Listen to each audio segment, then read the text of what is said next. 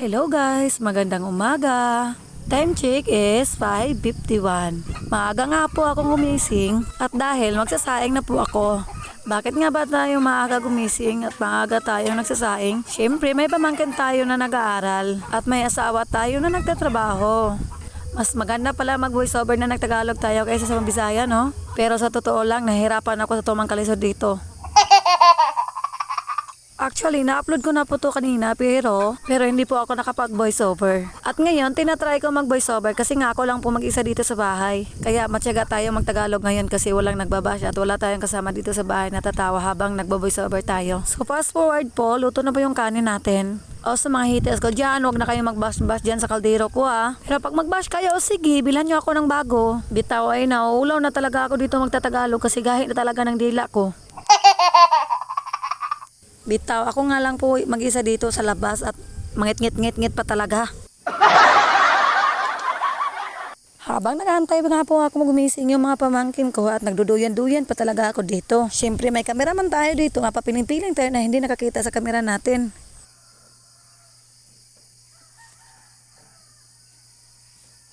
At dumudugay man sila na nagmamata ay ako ay naghuhugas na lang ng plato kasi nabuburingan man ako nagduduyan-duyan doon Tatabunan natin ang ilalim ng ating planggana kasi dagan man ang basyo dyan At pinaspasan ko na ito kasi nagdali-dali naman ako dito kasi nagbubuntag naman nahahayag naman talaga ang langit. O di ba habang tumatagal mas maayon na akong tumatagalog sa mga taong may galit sa akin dyan hala sige magalit lang kayo ako okay lang ako dito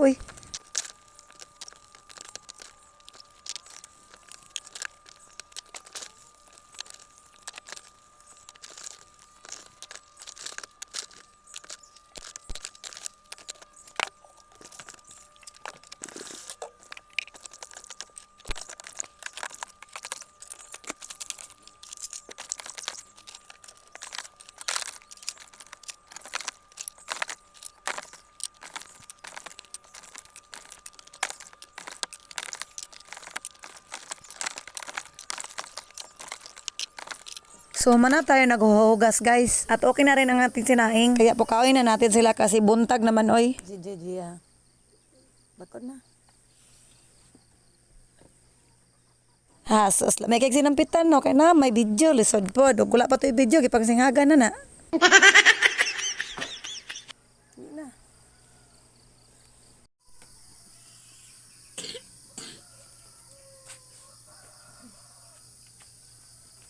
DJ.